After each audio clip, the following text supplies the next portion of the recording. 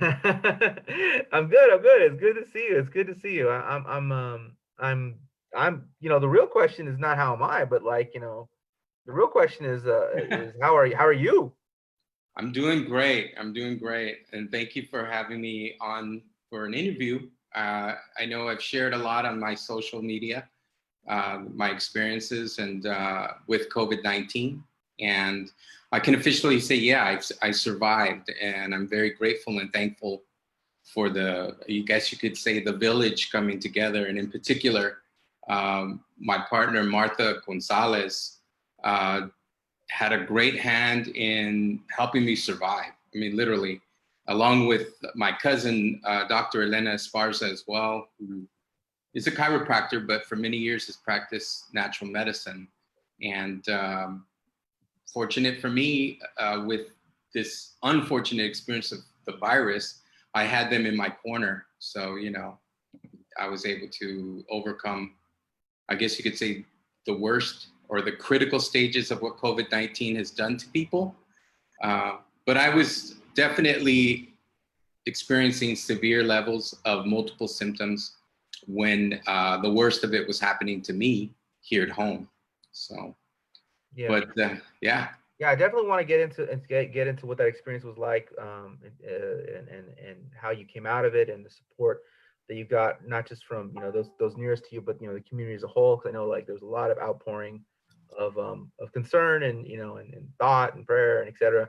Right, right. On you. And I want to get into all of that, but before we do that, this is kind of designed for a wide cross section of society, for its final destination, and we're really, really want to get into some of the histories and just oral histories of just the people in the community and artists and organizers and academics, etc. But like in your case, we really want to talk about some of your personal history. The other things You're too. you're you're Right. you're you're a singer, songwriter, Mhm. an actor, performer.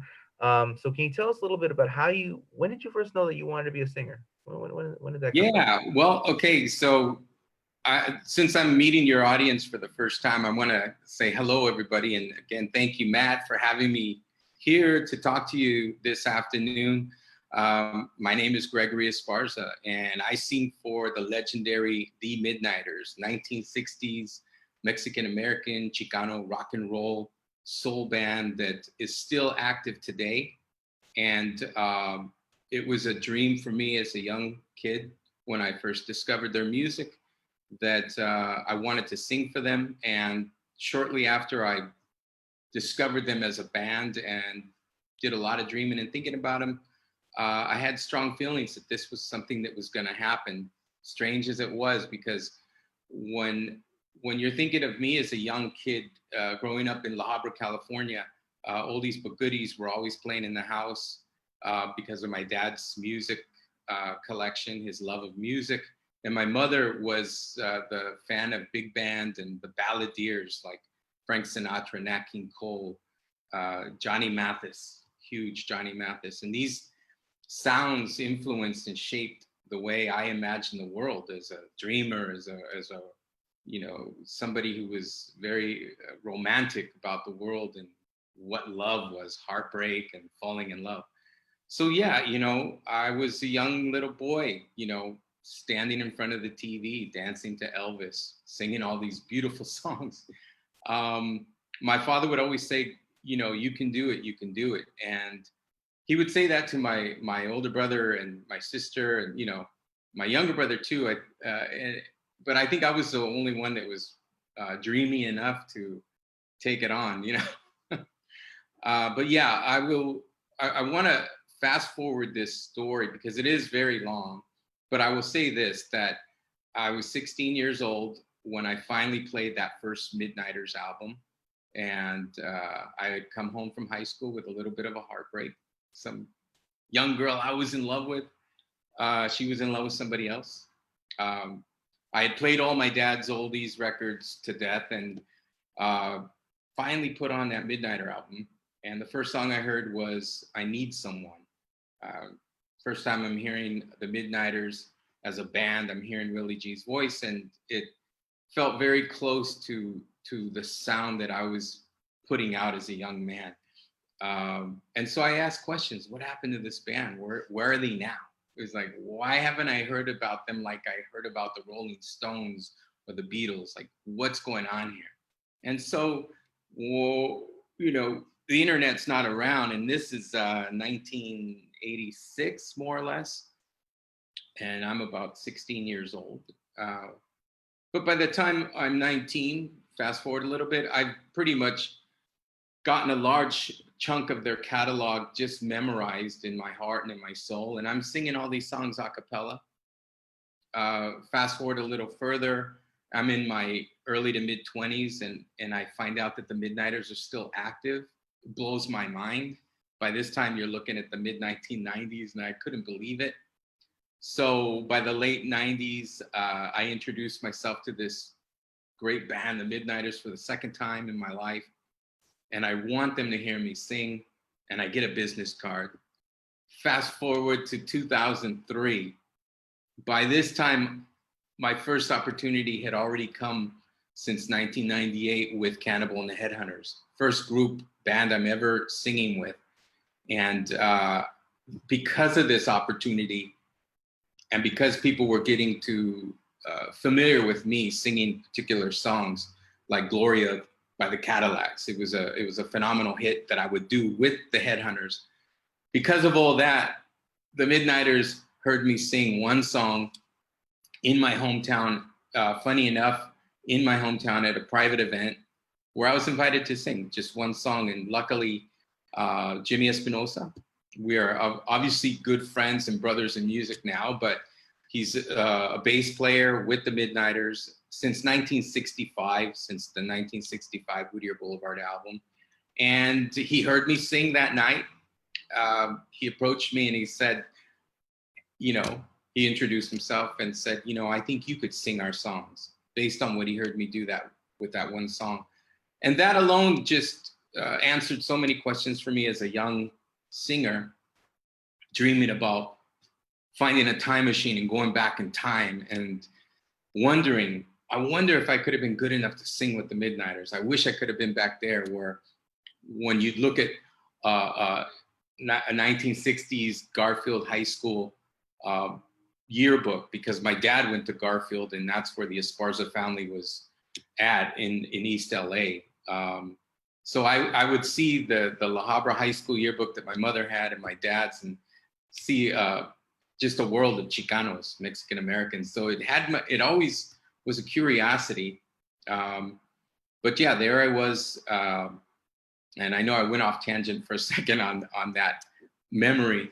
But going back to the idea that Jimmy approached me and he answered my questions and that time machine came to the present in that moment in 2003, answered so many questions.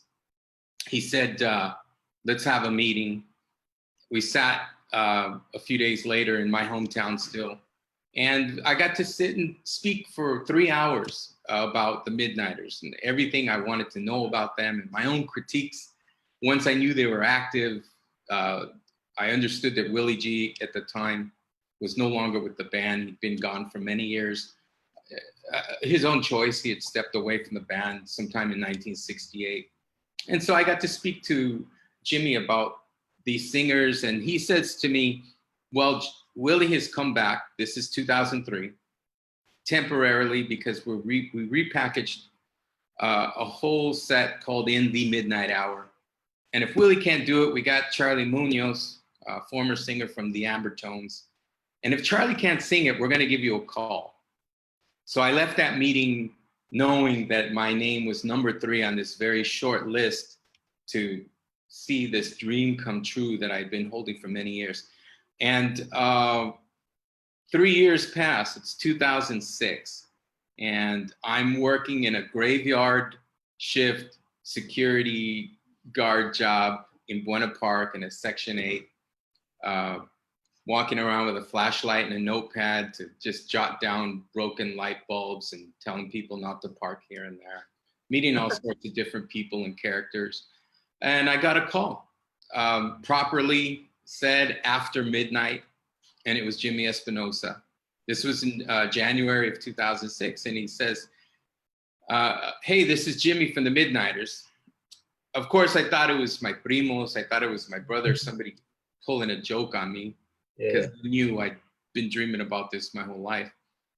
And it was him. He convinced me it was him. And he says, we have a show in 30 days, in a month from now. Do you think you can do it? He said, we're going in a new direction. And I immediately said yes. And so what you got to understand about this story that I've really condensed is that when I was 19 years old, by the time I had said I had grasped a large part of their catalog and just romanticized singing these songs, I was literally with my primos doing what we did, having some cold beers, listening to some oldies. It was nighttime on a weekend. And I look up into the sky and I say, wouldn't it be something to sing with the Midnighters, their songs in a Valentine's concert? And so here we are in 2006. And the show I was asked to do was called the Valentine's Super Love Jam. It was at the HP Pavilion in San Jose. You're talking 14,000 people. And that was my debut and my dream come true. So I would tell you this as well, that I made sure I looked multiple times before I crossed the street or went jogging or did anything back then, because I swore I was not going to get run over by Just to make anything. sure this thing happen. Yeah. Okay. Well. Okay. On your way to living out your dream, the Midnighters, singing with the Midnighters, you probably stole someone else's dream, singing with Cannibal and the Headhunters. That's not a small deal. You kind of like glossed over that. Like, how did that happen? How did you come to Yeah. sing with Well, one thing that I was doing was singing a cappella, whether it's on Whittier Boulevard at Tommy's and Pico Rivera, or some of the burger joints up along into Montebello, into East LA. And I was just out with the boys. We were out there having our drinks and hanging out and just doing what we do in the neighborhood. But I was the one guy always singing the oldies. I wasn't doing anything that was, I guess you could say, formal or arranged professionally. But people were starting to recognize me as this young guy that would roll in to the Montebello Inn. It was this, back then, it was this skinny, really dark little bar in Montebello. And there was a band on a tiny little stage, and that was the only thing that was lit up in there. And I'd get up and I'd sing a Midnighter song. But because of singing those Midnighter songs, I got approached by the bass player for Cannibal and the Headhunters. He said to me, the Headhunters are looking for a singer, and I think you're the guy. So the opportunity came to me, and this is after, me really wanting to be in a band. I had gone to the same building, the nightclub, the Montebello Inn, and fortunately, Joe Garibay was there. He says, what I didn't know then was that Frankie Cannibal Garcia, the lead singer of the Headhunters, had passed away in '96. And so to realign timeframes again, by this time it is 1998. And they were looking for that fourth voice to fit all the harmonies and all the leads that Cannibal would do. The name that I mentioned earlier, Charlie Munoz, at the time was also singing with Cannibal and the Headhunters. And the two original members of those original four singers were the ones still active, Richard Scar Lopez and Bobby Rabbit Jaramillo. When I met them, I got to see them in concert at the House of Blues on the Sunset Strip. And I was immediately I was blown away. I realized at that moment that I'd only listened to harmony live when I was a young kid in amusement parks, listening to like barbershop, type of theatrics in an amusement park. But I had never heard an authentic doo-wop harmonizing type of soul that the Headhunters were doing live, like the authentic original deal. When we met, they just asked me, do you think you can do that? And I said, yes, I can do it. At the time, I'd never sang harmony. Of course, I'd always just sang along to the records that I loved, and I would sing lead. But they taught me how to harmonize. They gave me a shot. And the one thing I would say is that my immediate nickname, and if you know anything about the East Side, people get nicknames like boom, right when you walk in the room. And they called me Lucky. And they Why are said, you lucky? because I was the luckiest guy in the world to be singing with them. And I was, it's the first group or band I'm ever in, right? And you know, they would always joke with me because I was always singing Midnighters songs around the Headhunters, and those guys had years of friendly rivalry, but you know, battling to be the kings of East LA in the 1960s, to the point where if you look at an old Headhunter album, they're wearing these bluish green satin jackets that they borrowed from the Midnighters but never gave back. You know, you know, there's other stories about some of the competition, and it's really fun. Yeah. But I don't want to take up all the time on that. Yeah. No, That's no. how it happened. It's just really funny though. It's really funny though. Like I said, like, you know, obviously the Midnighters, that was your dream, right? But Right. I'm sure there was somebody else who was dreaming of Cannibal the Headhunters. You snatched that up on your way to Right. Right. where you So were heading. yeah, you know, it's funny how things happen. There's so much story even before that to see how that even shapes up, and maybe we could revisit that at another time. Another time. Well, could you? I want to get into this recent thing. I want to talk to you about your recent experiences and what you learned and how you grew from it. But and what people should know should, you know, they come in contact with this terrible virus. But before we do that, is there any how's your throat feeling? Is there any possibility you could share a song with us? Yes, yeah, I did set something aside, and I will say this: I wanted to attach a little bit of a. It's a song, it's a rap, it's poetry, however you want to call it.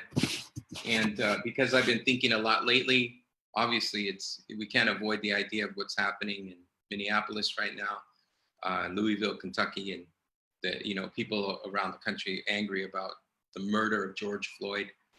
But it made me think about, you know, the early 90s with the LA riots, and I had written something, and I was thinking of a Midnighter song that would be somewhat appropriate to the moment. So this is called Man of This Earth, of what I wrote in the early 90s around the LA riots. Unbeknownst to the common man of this earth, with a blinding passion to destroy since birth, life is precious. Gotta value its worth, conserve mother's juice before we all die of thirst. The skies are barely raining. Where it rains, it pours. The ground beneath us trembles. Man is always at war. I'm feeling sick inside. I don't know what to do when earth, under God, under the sun, it's up to you, and you too many times. We've turned the other cheek, but in this day and age, it's pretty damn weak when you're losing your grip on society's core. Common man, take a stand. Say no more. When you're up against racism, drugs, crimes, violence, step up. Do what you can. Stop the silence. Stop the silence. Stop the silence. In the 1960s, Willie Garcia, Little Willie G, Larry Rendon, another original member right from the gate of the founding of the Midnighters, put this together, a song called Dreaming Casually. Once in a while, just once in a while, I wish you would come up to me and tell me what you'd like to be. Would you like to be rich and famous? I'm sure no one else could blame us for dreaming casually, just once in a while. Just once in a while, if we let our cares just drift into space, We could always find the time and the place. Maybe Saturn or it, maybe Mars. The both of us just searching the stars. When we're dreaming casually, there's many times I try to analyze just what the future's made of. And as the minutes pass, staring to the looking glass, what do I see, Lord? It can't be me, growing old so gracefully. But still the world goes round, and though hard I try, it keeps leaving me behind. But someday soon I'll know we'll all have to go. So dreaming can't be that much of a crime. Just once in a while, just once in a while, if we'd all forget about the past, many more days ahead, much more to last. I've been told before the end is nearing, but nevertheless we can't go on fearing when we're dreaming casually once in a while. Just once in a while. There you go. Yeah, man. That's why you're out there snatching up people's dreams. Just singing on the on the street corner, just getting all the Just doing it. And yeah. I'm I live in a 4-unit, so I'm trying to hold back because I don't want to shake the room.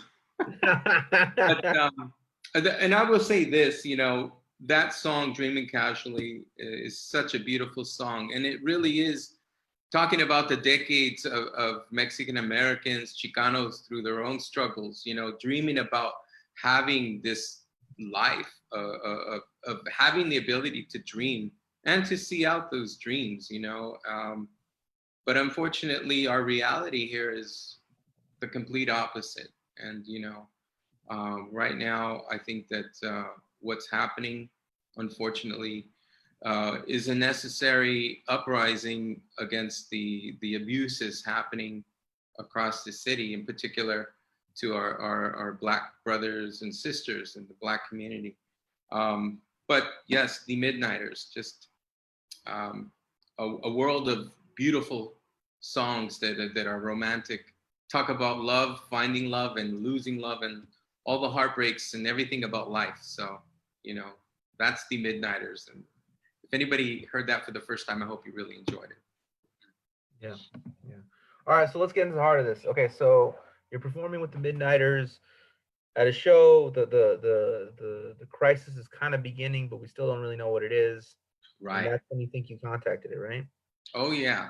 So I've been with the Midnighters now for over 14 years. Every Valentine's, of course, is my anniversary. But we had our last show on Saturday, March 14th. It was a big Latin legend show. Malo, Tierra, El Chicano, Lighter Shade of Brown, and the Midnighters. And this is in an arena in a casino that capacity 6,000 people. I would say about 1/3 of that sold out crowd still showed up. We're looking at March 14th.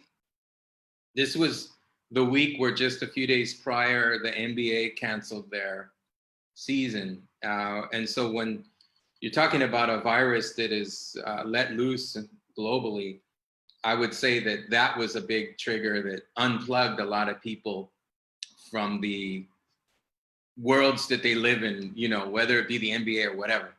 But here we are. Our show didn't get canceled. I was very reluctant to go, but I went. I cruised down there on my own the afternoon of the show with Mellow Man Ace. If you know Mellow Man Ace, we cruised and we talked about everything. I love Mellow. We talk about the world and politics.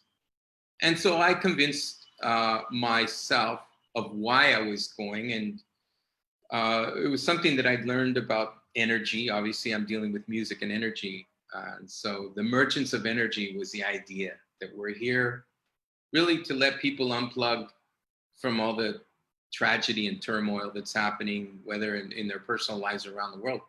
But yeah, I understood the risks. If it was up to me, Greg Esparza, detached from any band or anything, I would have said, you know what, I'm going to stay home.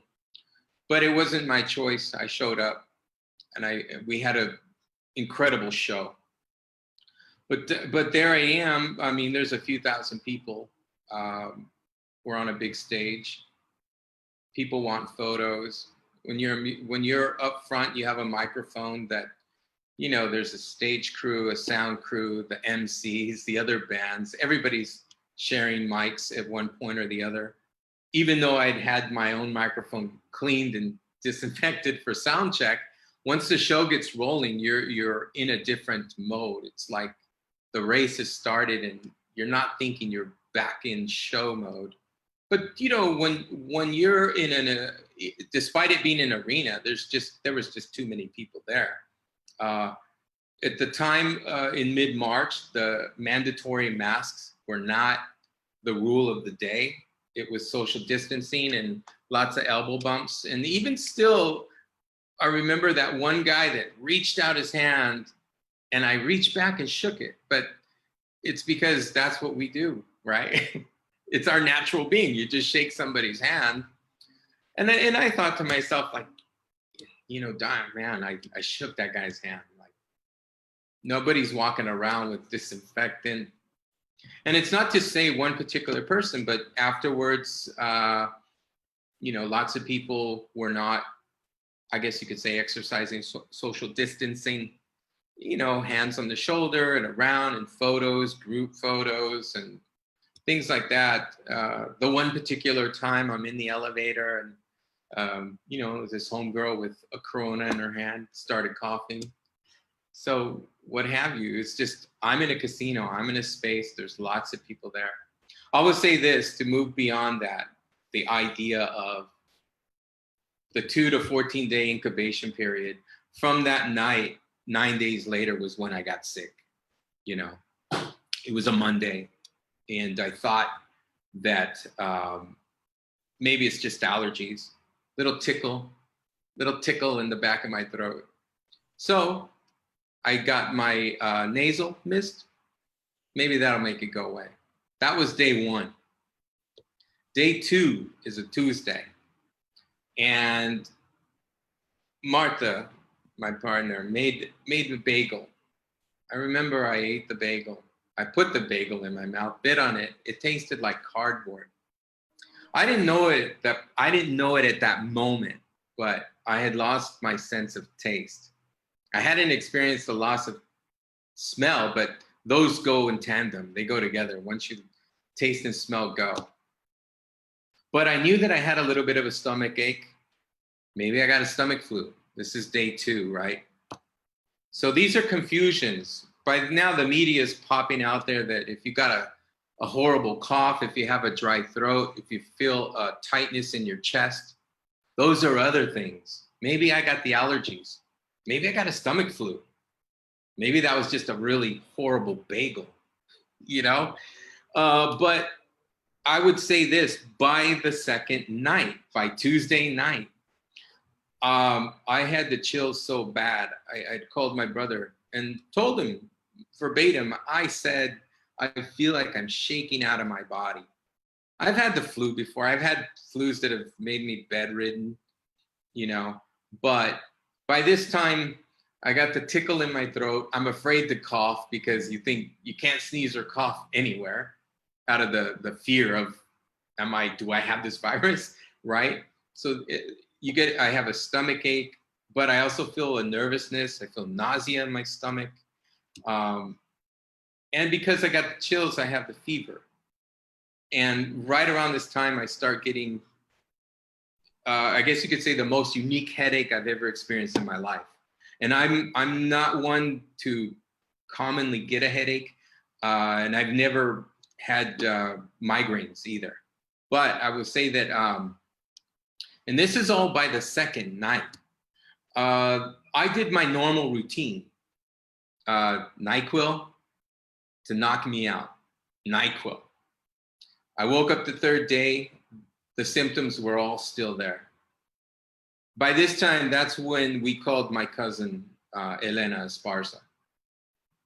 Ran by her what was happening. Martha and Elena were on the phone. And from that third day, from that first conversation, they started treating me as if I had COVID, as if I had the virus. They didn't tell me that. That was a decision they made because my cousin had been talking to many people by this point that were, I guess, describing multiple various symptoms, a lot of which I was describing on my own. She told me, put away the NyQuil and DayQuil, that all you're doing is shutting down your body from defending itself. And immediately had me ramp up my intake of hot teas. She did a rundown of what spices and herbs we had in the kitchen. Martha was writing a checklist off and immediately started mixing hot teas, but adding whatever hot spices we had. And I'm gonna share just some of the names: turmeric, ginger powder, peppermint dried leaves, garlic powder, cloves, clove grounded, cinnamon ground, black peppers, cumin, thyme, cayenne pepper. Variations, grinded up and mixed. But basically you're thinking it's a hot tea with hot spices, because by then the media is sharing with us that there's this virus that's in you. It's got a harder outer shell. Its weakness is heat. So we started dousing me with hot teas, spice, like just pumped with spices, herbs. Of course, hot soup, the caldos with the chicken soup with the bone in it, and all the same hot herbs and spices. By the fourth night, I was sitting in bed and I expressed to Martha that I am feeling a shortness of breath. It was the first sensation that I felt of it. And I think that I wouldn't say that I never felt a tight, painful chest, but I felt a tightness of when your body can't relax. It's just you're tense. That's what I felt. I felt a tensity. And I knew at that point when I described the shortness of breath, that's when, it's just, I wasn't sure like how worse is this gonna keep getting. But it was at that moment that Elena gave instructions step by step for me to induce a fever, to break the fever. Because, and here's another thing, because a lot of us out there, we probably don't even have a thermometer. I didn't have a thermometer, but we were gauging it by how cold I was with the chills, the intensity. Yeah. But the fact of the shortness of breath was a game changer as well. We broke the fever. It entailed jumping into a bathtub as hot as. How do you induce a fever? Right. It's like sit in a hot tub of water, but as hot as you can take it without scalding or burning yourself for 20 minutes. We doused a towel and put it over my back and my head, and Martha poured that water on me. And she gave me a hot tea for 20 minutes. At the same time, she was instructed to soak a bed sheet in ice cold water. After that 20 minutes, when I got out, she just put it right over my back and my head. It was shocking. It was shocking. The steam obviously was immediately coming out of my body. But in the meantime, she had also laid out plastic and this cushion, large cushion we had with multiple blankets, and walked me into the living room, told me to lie in it, folded everything over me, and basically it was virtually a one-man sweat lodge. And my instruction was not to leave that, to fall asleep in there for the entire night, whether I needed to use the restroom or not. Like if you got to go to the bathroom, you go to the bathroom in there, do not leave. And I stayed in there and I fell asleep. The next morning, that that mega chills, I guess you could say the intensity of the chills that I had, and the fever broke. We broke the fever. What remained with me was very subtle. Maybe for about 3 or 4 days, I would feel a little bit of a chill, but not to the intensity I had. I still had the shortness of breath. We also included, very importantly, I want to say, a regimen of breathing in eucalyptus essential oil. It means steam some water, put a lid on it, cover yourself with a towel and a blanket, lift that lid away from you so the steam pops up, but you keep it underneath the towel. Drop some essential oil in there, breathe it in for 8 minutes. And if you can, do it multiple times a day. From the first time I did that, it took the phlegm away from my throat, that tickle factor that makes you want to cough, that my body was trying not to cough. It took it away from the first time I did it. And that was another victory. So broke the fever, got rid of that tickle in my throat. From that point on, the main battle was that headache that started on that second day. And I went through about 4 to 5 days. And this was all happening at the same time. So even though I might be talking about the fever or this or that, these are all symptoms happening at the same time. The headache, I would say it was like 2 lightning bolt shots that would hit me back here. And I would involuntarily just jolt from the pain. Involuntarily just say, ouch, like it hurt. Like the pain, I would say it was excruciating. I would try and apply pressure to my left temple to try and fall asleep. And one time asking her, can you give me a rock or something hard? The reason why we weren't taking pain medicines at the time was that the media was saying, don't take ibuprofen. Tylenol was still questionable. So I was just weathering out that pain. There was about 4 to 5 days of just not sleeping, but I would fall asleep in general, I think from exhaustion, but nothing worked to take that pain away. What did take the pain away was time. By the 14-day time frame of, by the time April 6th rolls around, that's 14 days from the first symptoms of March 23rd. And that's when everything had subsided. Other symptoms that I experienced were, of course, dizziness.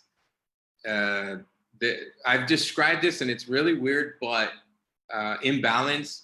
Sometimes my head felt heavy. Sometimes it felt light or not even attached to my body. When I would cough, it was bouts, like a cluster of coughs to where I couldn't breathe. And what I would do is, thankfully, my nasal tracts were clear. I didn't have, lots of runny nose. I didn't have lots of stuffy nose symptoms, but yet my head would hurt like I had sinus problems. But thankfully I could breathe through my nose once I lost my air coughing and slowly recompose myself to get my short breath rhythm back to kind of calm me down. But when I think about what I was experiencing, I could have easily just laid in bed. And so this is why I want to get to the point of, I'm thankful that Martha was there to take the instruction from Elena to lift me up. When you got that incredible chills and fever, you want to be in bed. When you have imbalance, you feel nauseated, dizzy, you want to be in bed. Stomach ache, you want to be in bed. Headache, you want to be in bed. Everything that was happening, I just wanted to lay down. I had zero energy. And so when I read about other people saying they laid in bed for 3 days because they were alone, that they crawled to the bathroom to finally climb into a shower, I understood. As an active person, I'm not the athlete I was as a young man, but I don't come with pre-existing health conditions that would knock me down. But this in my case, virus knocked me down. It sidelined me worse than I'd been sidelined by anything else before. But everything about it wanted me to give up. I mean, I talked myself through the painful nights. I was literally talking to myself. I was afraid of, am I going to wake up worse? You know, when you hear about people dying, and the sad thing is that, yeah, you know, the virus is real, but we're living in a time of conspiracy galore, misinformation, disinformation, a politicized virus where people just simply don't believe it's real. And the sad truth of the matter is this, this individual ideology that we've always nurtured in this country is that if it's happening in New York, it's happening over there. If it's happening in LA, it's not happening in Orange County. You know, if it's not happening to my cousin or my grandmother, it's not happening. If it doesn't happen to you, it's not real. And so that's the unfortunate thing about the state of our nation, the state of our inability to be solid or to unify. Just like every other blockbuster movie we've ever seen, whether it's a zombie apocalypse, whether it's a meteor that's going to hit the planet, you know, and even coming under the real terms of 9/11, I mean, we see the country unify. Whether we agree with how things happen or not, we unify. And right now, we're just in a division of ideology like I've never seen it. I mean, across the boards, it's just cavernous. That you could look at charts, and on any given political argument or point, there's just a divide. There is no more middle. And I just want people to know that, you know, I wish that it didn't take for it to happen to them personally, for them to take this as a real threat. I'm thankful lots of people are not having to experience it. When this is interesting that I have to share is that you got to understand, when I experienced what I did, again, it's a 14-day time frame. All of my symptoms virtually by April 6th had subsided. So you got to understand, this is the time when the nation was just in disarray. And obviously we're still at that point where there's no, you know, federal strategy of testing, right? The governors have clustered together to think of strategies of how to test and how to reopen and this and that. But at this time, the entire time, I had never taken a test to know if I had the virus or not. And it wasn't until I was able to get a health insurance policy that I felt comfortable even going to ER. So people need to know that we were fighting this from home, somewhat you could say with a strategy, but blind. Do I have the virus or do I not? Of course, we chose the strategy to fight it as if I did. And so this was a confusion, I think, for a lot of people, that if you just think it's a stomach flu or allergies or something, I think lots of people, in particular, if they had pre-existing conditions, I believe that they may have waited too long. And that's when you were finding that people would go into the hospital and the only ones being admitted were the ones that were in critical condition, to the point where they did feel like they were drowning when they were breathing. So they go to the hospital, they get tested. 3 days later, they turn up dead, you know. And again, everyone's got various reasons of condition and, you know, what is their particular health status. So there's confusion for a lot of people. Lately, if you see, at least in LA, I just read that 6,000 people a day they're trying to test over at Dodger Stadium. For me, though, it was a matter of getting insurance, went to ER. They said my vitals looked fine. I was still experiencing some symptoms, but the doctor said to me, we're not going to test you. We're not going to give you antibiotics. You either have one of three things. You have the cold, the flu, or the virus. And at this point, you should just go home and take care of it as if it is the flu or the cold. And if you get to the point where you feel like you're drowning when you're trying to breathe, then come back. That was the instructions I got. Now, this isn't to talk bad about the hospital systems. We already know that they were trying to prepare for a major onslaught, and it was a question of not having enough tests, not having enough personal protective equipment.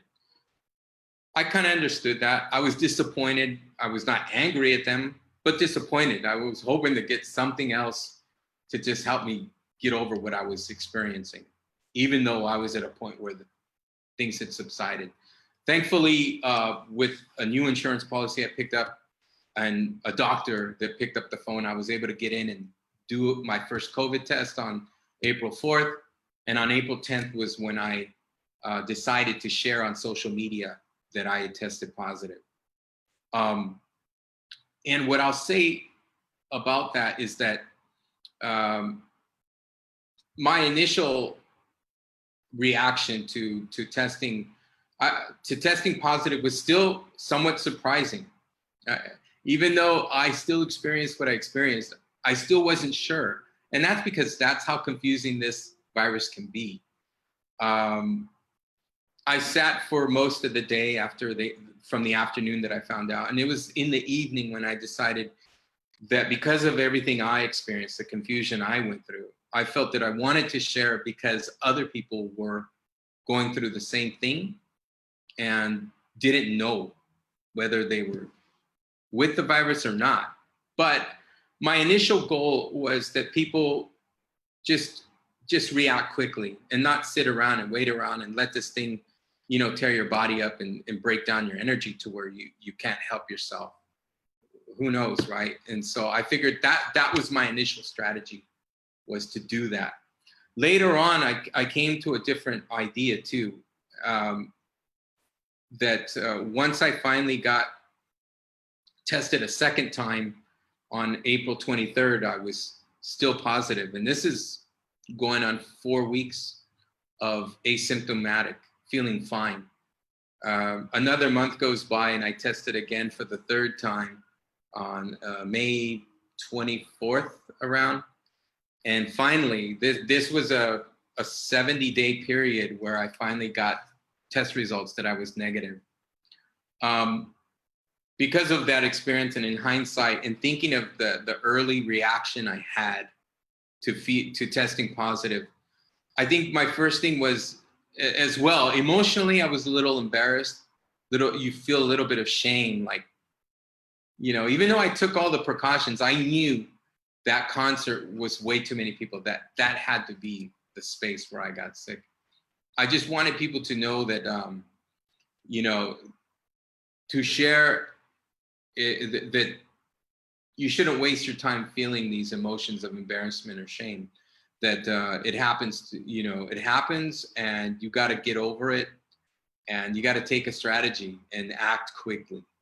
But the thing is not to hide or to ignore symptoms, just attack it with hot teas and soups. Because, you're only endangering yourself, Yeah. So, wow. It's a lot, right? So have you recovered your taste and smell and all that? That's all come back? Yeah. Because of the stomachache factor as well, 3 days in a row after the fever broke, we did a fast where I just drank brine. So it's like sea salt and water, room temperature, really to just flush me out. And by the 4th, 5th day, when I started eating the caldos, I could taste things again. So that did come back within that first week. But again, I think breaking the fever was a huge victory for us in the strategy that I took of all, using all the natural herbs and spices prescribed by my cousin, So let's go over some practical stuff right now. So, like, obviously there's no vaccine right now. There's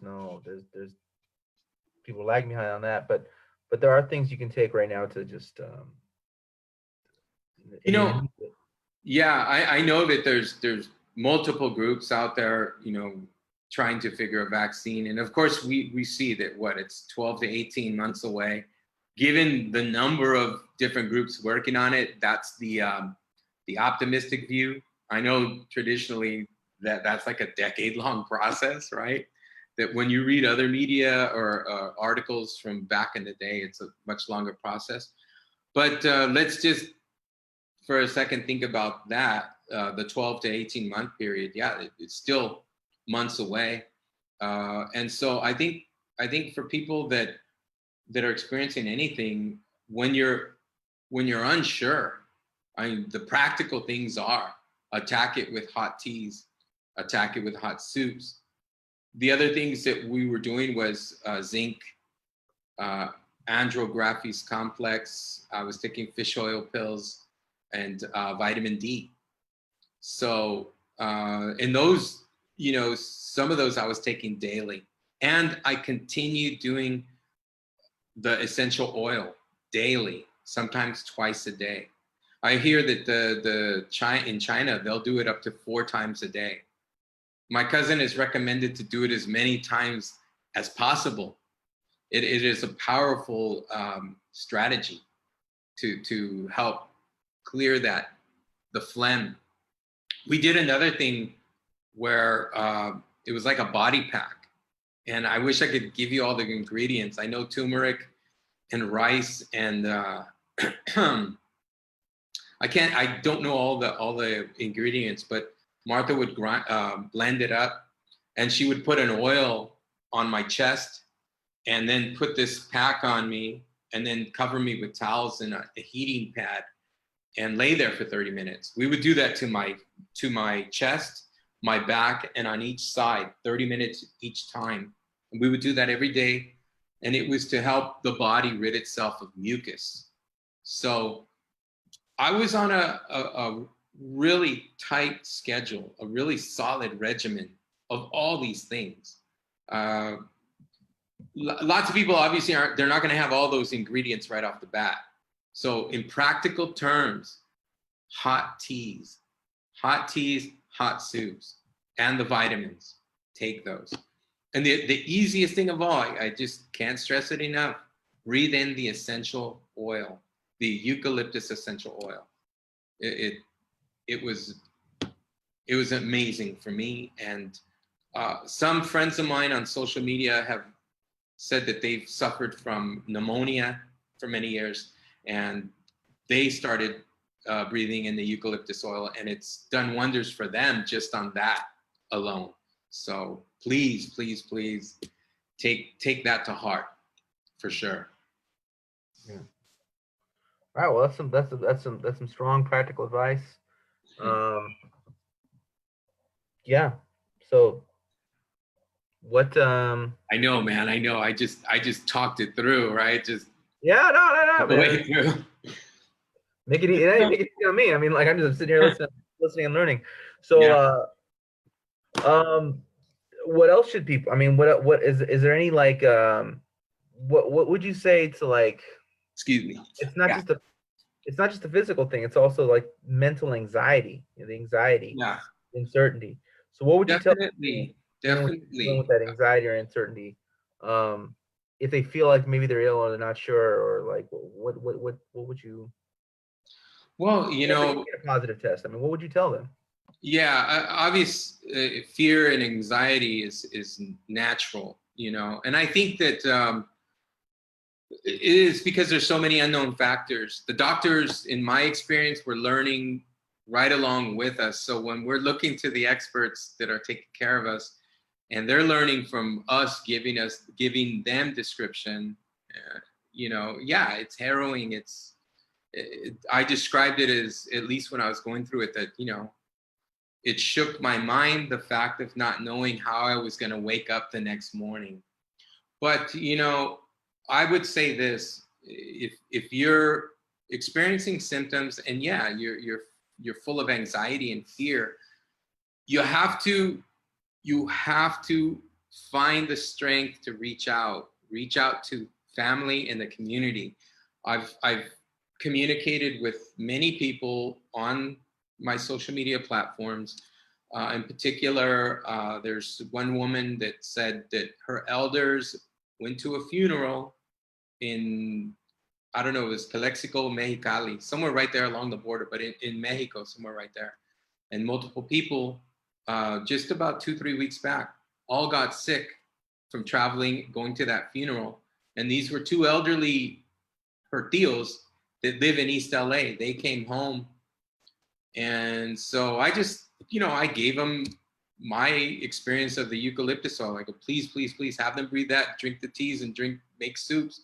And so the neighborhood, she started expressing to me that the neighbors would come and leave the caldos and teas and things on their doorstep, so that these two elderly men, I think they were in their either 70s or 80s, they're elderly.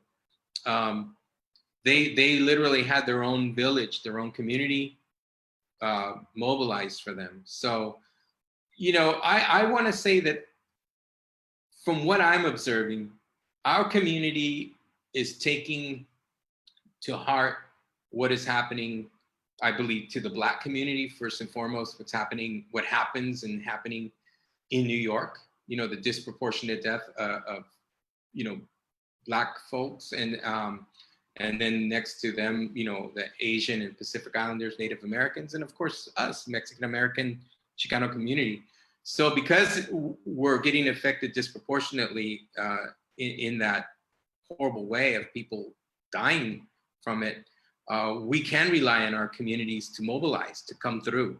So if you're fearful, if you're full of anxiety, reach out to family and take all the safety precautions, but reach out to your neighbors.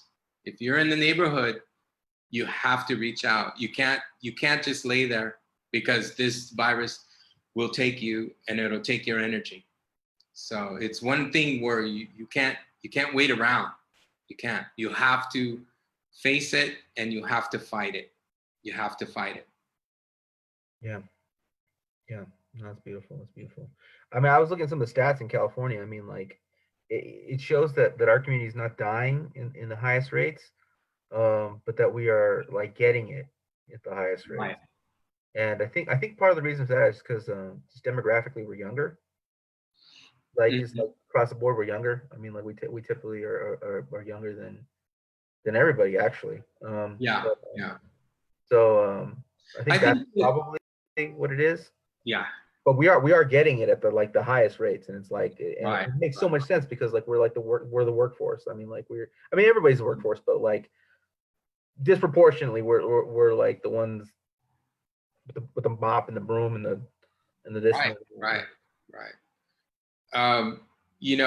The difference between us in New York, at least in from my ideas, is the density of how they live, the geography, the fact that they have a subway system that is reliable, but obviously it puts them in that tight containment situation every single day, where at least here on the West Coast, we have our cars that came through, I would say, in a positive way for us. And the fact that we're not in apartment buildings.